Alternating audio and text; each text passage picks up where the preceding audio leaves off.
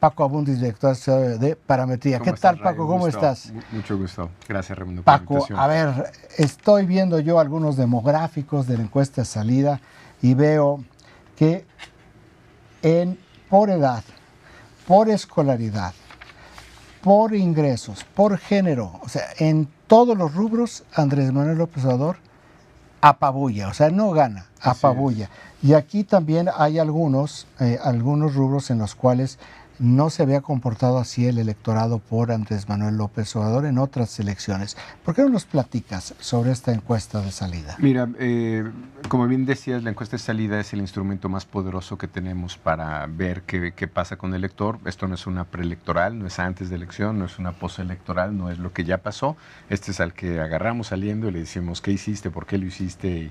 Y bueno, como dices... Si es hombre, mujer, escolaridades y todos estos datos. Esos son los demográficos, pero luego también en qué estabas pensando, ¿no? Que eso es otra entrega de si fue más importante la corrupción, la inseguridad, la economía, en qué momento decidiste el voto, y luego ya vendrán otras variables que siempre son relevantes, como cómo se segmenta el nivel de aprobación a partir de tu preferencia electoral, es decir, se supone que el presidente no estaba en la boleta, ¿no? Hay un debate ahí si estaba o no en la boleta, hay quien dice que sí estaba en la boleta. Subliminalmente. Pues algunos decimos que igual que los candidatos del PRD siempre ponían al lado a López Obrador, el elector tenía en la mente con los candidatos priistas al lado a Peña Nieto. Y entonces algunos creemos que sí estaba en la boleta, ¿no? Aunque no estaba su nombre ahí. Y bueno, y luego algunos temas también sobre las reformas, cómo vio el elector, porque pues es la gran apuesta de esta administración. Entonces, lo que vamos a ver en pantalla son los gráficos de los sociodemográficos, que es la teoría sociológica más básica, que es básicamente haces según quién eres. No necesariamente haces según quién piensas, que eso ya va por la teoría psicológica. Y luego ya nomás haces según el bolsillo, ¿no? Son como las grandes teorías del comportamiento electoral. Entonces esta es muy básica, una teoría de los 50 en México nos llegó a pasar antes del 2000, si eras un joven urbano, con alta escolaridad, muy probablemente estabas vestido de azul y eras panista, ¿no? Entonces, en el caso de esta elección, creo que tenemos pues, un tema para nosotros como investigadores fascinante, porque es un candidato que ha repetido, nos permite repetir este ejercicio 3 veces por lo menos, 2006, 2012, 2018. Es una super serie esta. Es una super serie y entonces tenemos exit polls para cada una de ellas, ¿no? Pero aquí solamente son los demográficos del 1 de julio del 18 y cómo se comportó, ¿no? Primero te reporto género o sexo, que es de los más, más básicos. Esto era algo que ya se esperaba, ya sabíamos que más hombres que mujeres iban a votar por López Obrador, eso no es ninguna novedad, tal vez la magnitud. Ese 65 de hombres, que esa columna, hay que compararla con el 55 que obtuvo ya quitando el voto nulo, estaría 10 puntos por arriba de su promedio y las mujeres estarían 6 puntos por debajo. Al final la brecha es amplia, digamos, sí hay 17 puntos de diferencia, 16 puntos, que yo creo que son significativos para López Obrador. Si ves en el caso de Ricardo Anaya, las mujeres votaron, eso hay que compararlo con su 22 en promedio, las mujeres fue un punto más y los hombres un punto menos. Ya lo sabíamos, tal vez lo que no esperábamos es que para el día de elección iba a perder tanto el apoyo de las mujeres Ricardo Anaya, porque lo teníamos en una brecha de género mucho más amplia en las preelectorales. Es interesante, ¿verdad? Porque, corrígeme si estoy mal, las mujeres normalmente su comportamiento en la urna es conservador. Así ¿no? es. Tienen más aversión a los cambios. Así es. Dirías que en ese no es del todo contradictorio, porque Anaya al final sí representa una opción conservadora. La más conservadora es el candidato oficialista, José Antonio Meade, que es ese 19, hay que compararlo con su 16 que obtuvo, es decir, 3 puntos más que mujeres, y el 12, 4 puntos menos en los hombres.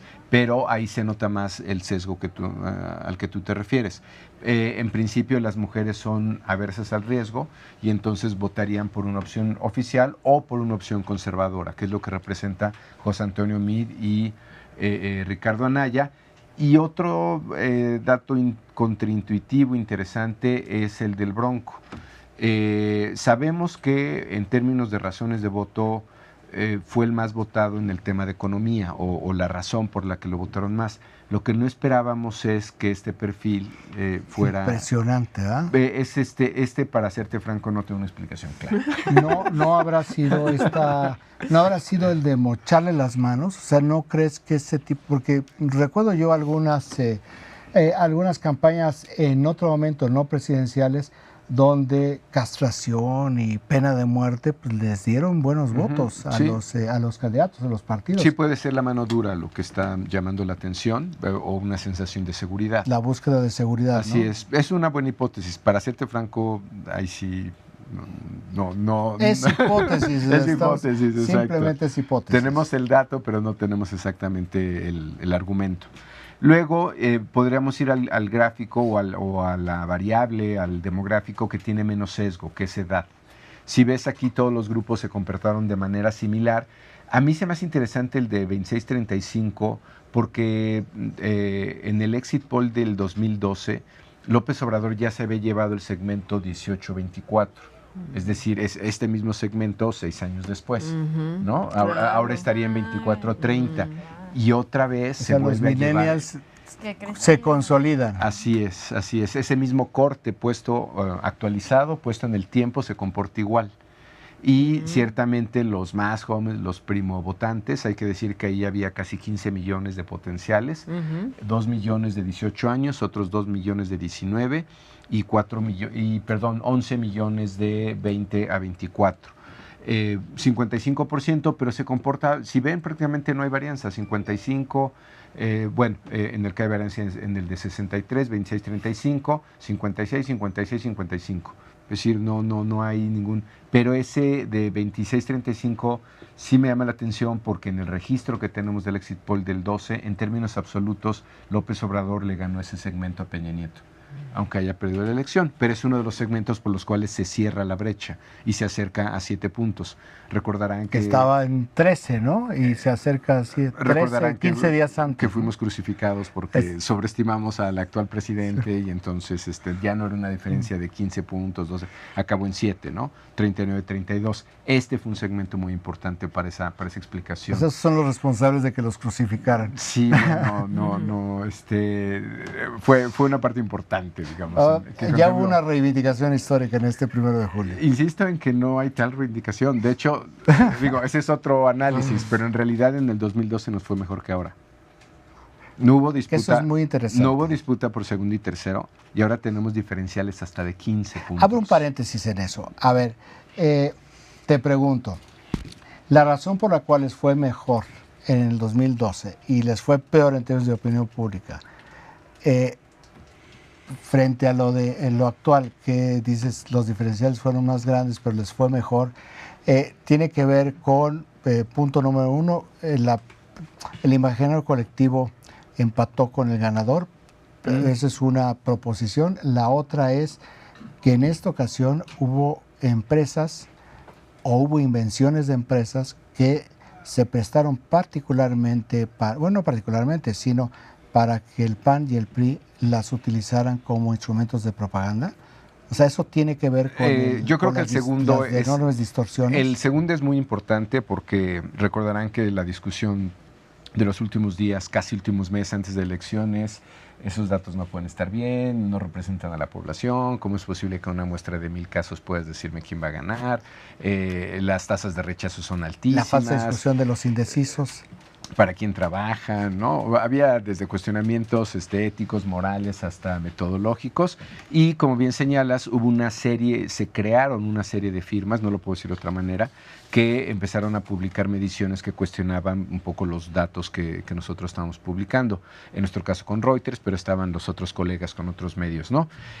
Súmale a eso todo el tema de fake polls, ¿no? Igual que hay fake news, ahora serán los fake polls, que es información inventada en redes sociales que además no tenía ninguna responsabilidad con el INE. ¿no? O sea, tú no podías ir a buscar su base de datos y a ver cómo habían llegado a poner a José Antonio Mira 3 puntos de López Obrador, a ver qué fórmula mágica tenían. Pues no existía eso, no había... alguien me dijo en el INE que eso debía ser muy caro. Yo le decía, mira, hacer un PowerPoint no creo que sea muy caro. O sea, esa no es investigación. Tú haces el PowerPoint, le pones el dato que quieres y lo subes a redes. Entonces, todo ese embate creo que al final legitimó lo que estábamos haciendo, los que estábamos entregando al INE, publicando en prensa regular, normal.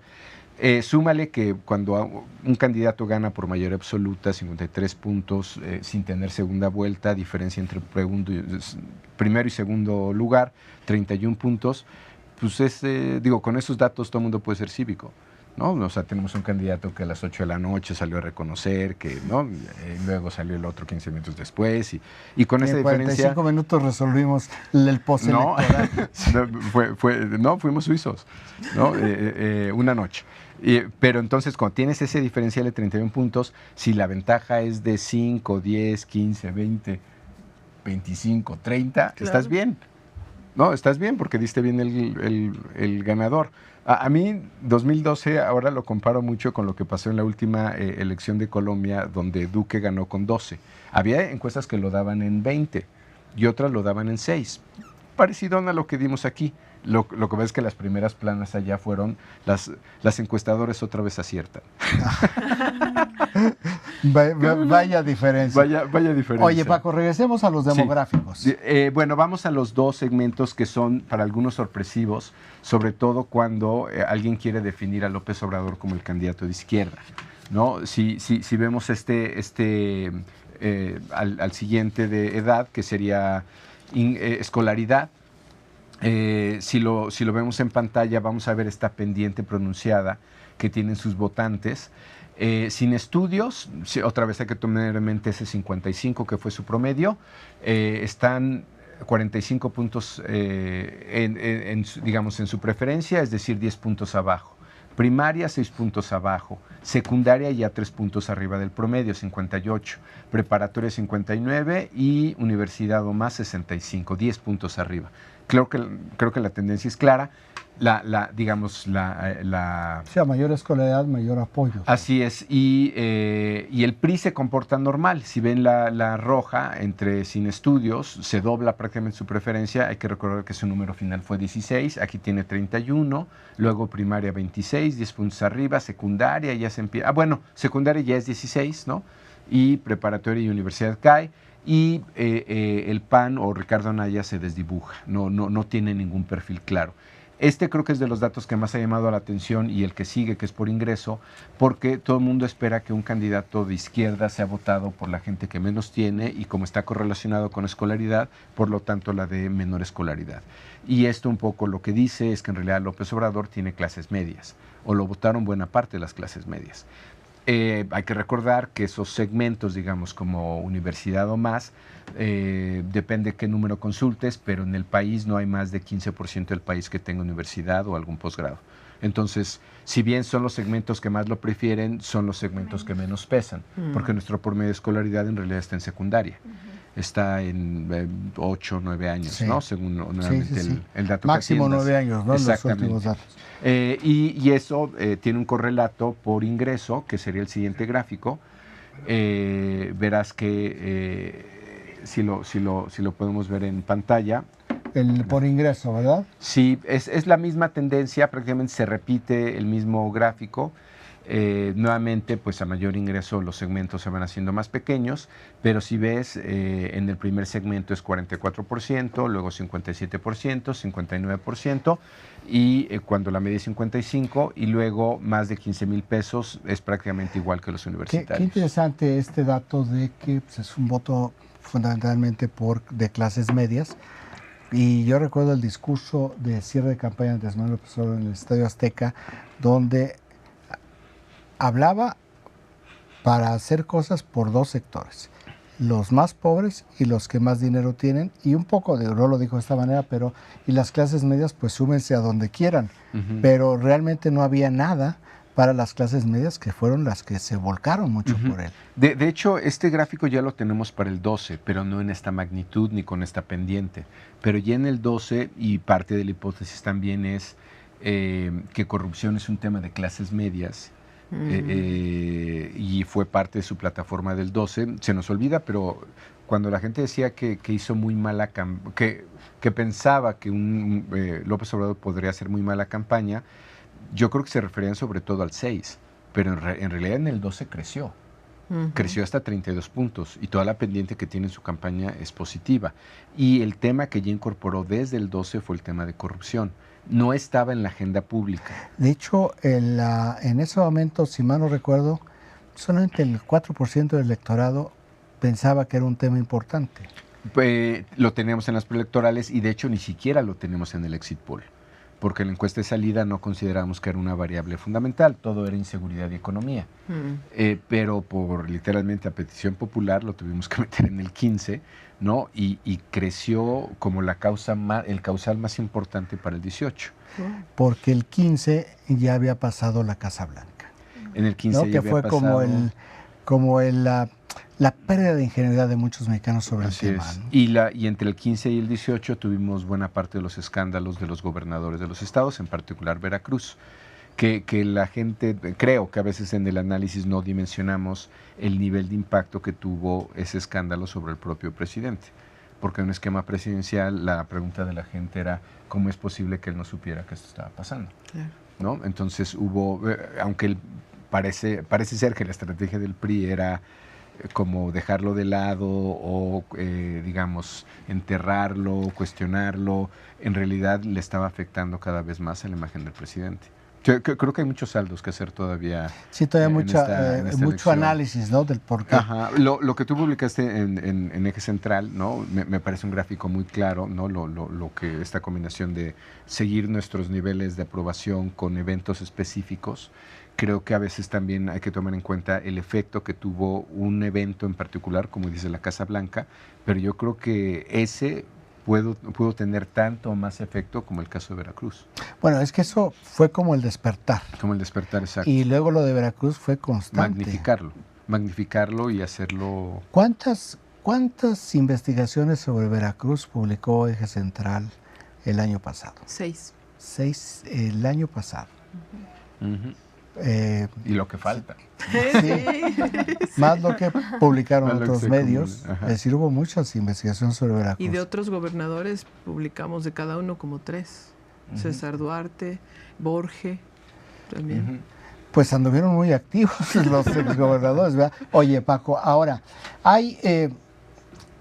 ¿por qué votó la gente? ¿Cuándo decidió su voto? Que eso también es... Mira, yo creo que no lo tenemos en gráfico, pero se los comento.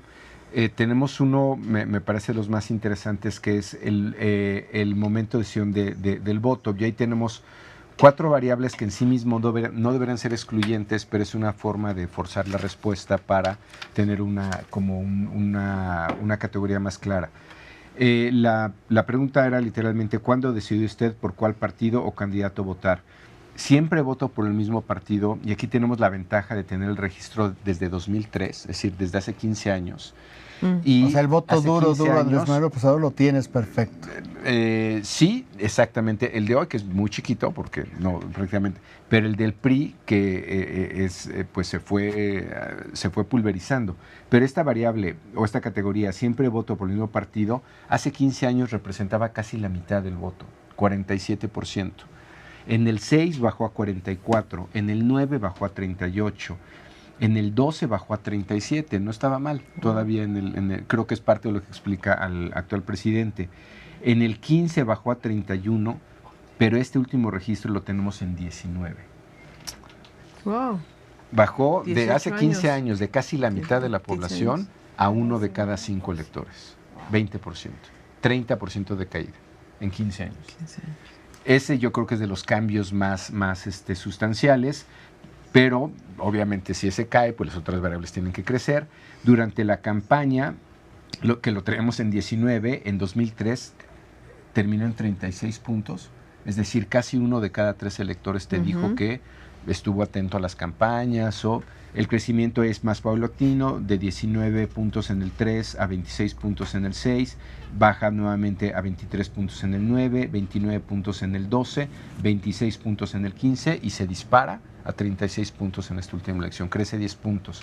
Y la otra variable que tiene un crecimiento paulatino es cuando supe quién era el candidato. Y ahí lo tenemos en 30%. Pero viene también de 20, era 20 en el 3, 21 en el 6, 17 en el 9, 23 en el 12, 25 en el 15 y sube 5 puntos a 30. Y bueno, lo que se mantiene estable es el voto, la decisión del último día en la urna. Quien dijo que había decidido en la urna, que es la volatilidad extrema, ¿no? Y ahí la tenemos en niveles normales de 14 puntos, antes fue de 13, de 9, de 15, esa no cambia de manera sustancial. Pero las dos que crecen de manera impresionante es cuando supe quién era el candidato, ¿no? Que esto responde a tendencias mundiales de comportamiento electoral, ¿no? Y durante la campaña. Ahora, si esas las segmentamos por las preferencias electorales, donde influyó más cada una, como sería de esperarse, José Antonio Meade, pues le influyó más, siempre votó por el mismo, ¿no? 49% de la gente dijo, digamos, de los poquitos que quedaban, ¿no? De ese 19, la mayor parte las tiene Meade. 49% dijo que siempre vota por el mismo partido. A quien le influyó más la campaña fue a Ricardo Anaya, niveles de 40% de su voto dijo que venía de haberlo visto en campaña, ¿no? El Bronco, 57%. O sea, 40%. Si te doy los... No, es porque estaba recordando lo que dijo ayer el PAN en esta primera análisis de lo que pasó y dicen... Fue muy dura, le pegó muy fuerte la campaña del gobierno de Ricardo Anaya. Y aquí estamos viendo que sí pudo ser que le frenó el crecimiento, pero le dio votos. Digo, creo que todo mundo, digamos, con una evaluación subjetiva pensamos que lo hacía es un buen orador, que lo hacía bien en los discursos, ¿no? Y eso parece que al final acabó importando o imperando. En estas categorías sería difícil encontrar esa... Debe ser el cruce, ¿no? Exactamente. Pero si te doy las otras dos... El Bronco me parece increíble. Siempre voto por el mismo partido 27, cuando supe quiénes eran los candidatos 24, en el caso de Anaya, y 40% durante la campaña. Mides 49, siempre voto por el mismo. La mitad de su voto viene de voto de identidad partidista. 14 puntos cuando supo quién eran los candidatos, es decir, es el impacto menor como candidato. Durante la campaña 25% y hoy 10%. El caso del Bronco, te lo doy antes de López Obrador, siempre votó por el mismo partido, obviamente no con el independiente, eso es 2%.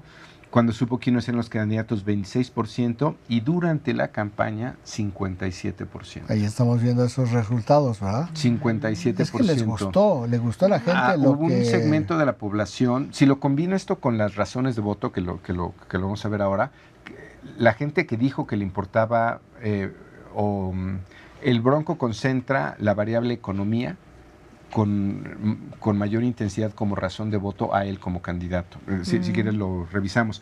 Y bueno, lo de López Obrador que me parece interesante, siempre voto por el mismo partido, pues alguien que ya votó en el 15, supongo, y que ya había decidido en Morena, porque no existía Morena. Porque no existía, entonces 12% dijo eso. Cuando supo quiénes eran los candidatos, 35, es decir, 5 puntos arriba de la media que les di de 30, y 38% durante la campaña. Entre cuando supe quién era el candidato y durante la campaña, se puede explicar más del 70%, casi el 75% del voto de López Obrador. Obviamente el partido no es tema, y voto de último minuto, 15%. Finalmente, en los temas que me parece interesante, como les decía, en el 12 teníamos inseguridad y economía. Ahí en inseguridad fue 35% y en economía 30%. En el 12, que es cuando la metimos como pregunta, lamentablemente esta no la tenemos para el 15 y otro 32% ambos. Inseguridad se queda en 35 para el 15, economía cae a 21 y la corrupción por primera vez aparece en 15 puntos. 15, esto es 2015, 15 puntos.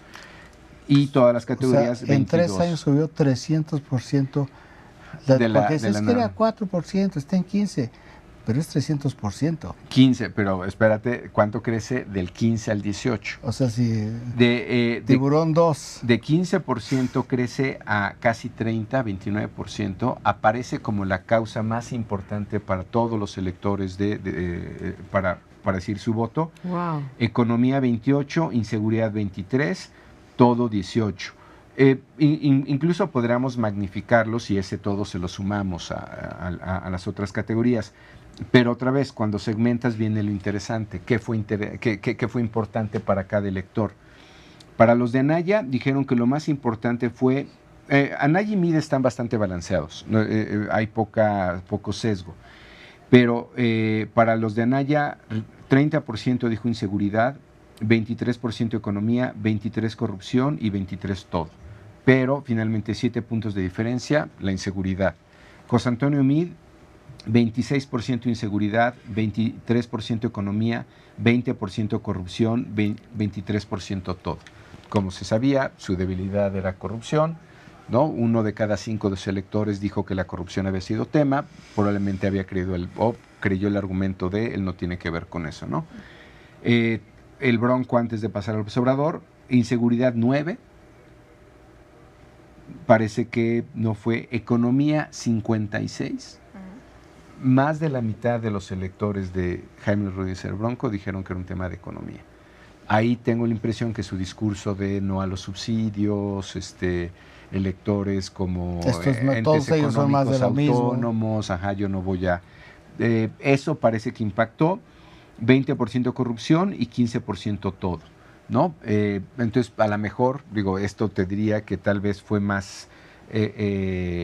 hubo más oídos para su discurso de política económica que otros. López Obrador, 25 inseguridad, 22 economía, es decir, es prácticamente el que menos importa, 33% corrupción. 1 de cada 3 electores de los que votó por López Obrador lo votó con el driver, con el incentivo de votar contra ahí la pregunta de método que queda es, ¿el tema ya estaba? ¿O durante la campaña y con una agenda pública él lo fue imponiendo durante la elección? Yo creo que es una de esas que hay que preguntarse. Oye, ¿no? Paco, si alguien quiere ver esto, ¿está en la página de Parametría? Está en la página de Parametría, está publicado ya, de hecho lo mandamos como carta paramétrica esta semana. Parametría.com.mx. Así es, www.parametría.com.mx. Paco Abundis, muchísimas gracias por estar con nosotros. Muy interesante esta encuesta salida y ojalá y usted recuerde que después de una elección esto es lo que nos dice qué traíamos por dentro, cómo nos comportamos, cómo votamos el día de la elección, porque nos ayuda a conocernos a nosotros mismos. O hay quien cree que esto es el mandato.